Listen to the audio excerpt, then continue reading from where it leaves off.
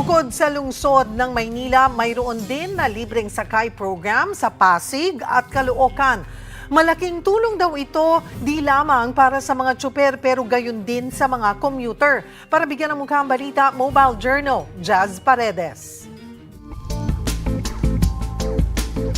Sa gitna ng tumataas na presyo ng langis, maraming mga kapatid natin ang nakikinabang sa libreng sakay program ng ilang lokal na pamahalaan sa Metro Manila. Sa Pasig City, 5 electric minibuses ang idineploy bilang bahagi ng kanilang transport at traffic management program.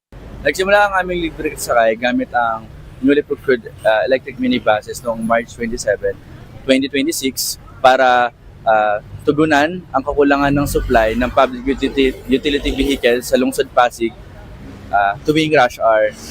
Noong March 27, 2026, nagsimula muna kami sa 4 na ruta: SPED to Bridgetown, SPED to Ligaya, SPED to Kenneth Road, at SPED to 1 San Miguel. Pinili ang mga ruta batay sa dami ng mga commuter dito tuwing peak hours. Layunin ng programa na matugunan ang kakulangan ng pampublikong sasakyan at mabawasan ang gastusin ng mga commuter sa pamasahe. Umaabot sa halagang halos 4 na milyong piso ang bawat unit, ngunit mas mababa ang gastos nito sa enerhiya kumpara sa mga tradisyonal na PUV.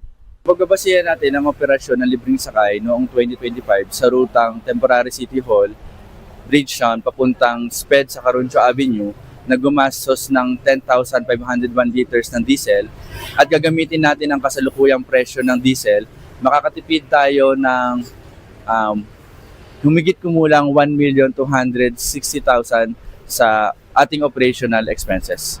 Bukas para sa lahat ng commuter ang libreng sakay sa Pasig. Bumabiyahe ito tuwing rush hour, una ay 5:30 hanggang 9 ng umaga at sumunod ay 3 hanggang 7 ng gabi.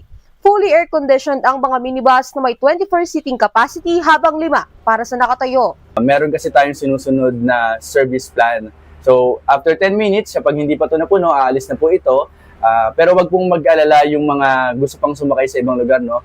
Ang mga ruta po na bago ay hindi point-to-point. Meron po kami designated pick-up and drop-off points along the route po. Approved naman yan sa mga commuter na makakamenos sa gastusin sa pasahe. Sobrang laki ng tulong sa amin kasi yung papasahe ko ngayon, naka-budget na to eh. Yung ngayon medyo nabawasan ng aabot pa to ng hanggang Sabado. Kasi nakatipid sa kaya kami dito.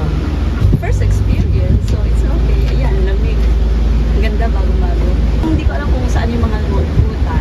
So, basta nakita ko lang to. So, I consider myself lucky today. Pinag-aaralan na ng Pasig LGU ang pagdaragdag pa ng mga unit at ruta. Sa Caloocan naman, magsisimula rin ang libreng sakay sa Abril 6 sa pakikipagtulungan sa mga toda. Layunin nitong matulungan ang mga commuter at tricycle driver na apektado ng mataas na presyo ng krudo. Tatanggap ng 695 pesos ang mga driver para sa bawat 2 oras na serbisyo. Ipatutupad ito tuwing 7 hanggang 9 ng umaga at 5 ng hapon hanggang 7 ng gabi. Maaaring makipag-ugnayan sa mga pinuno ng TODA o sa Tricycle and Pedicab Regulatory Services o TPRS ang mga nagnanais makiisa sa programa. Mga kapatid, Mobile Journal, Jazz Paredes po, hatid ang mukha ng balita.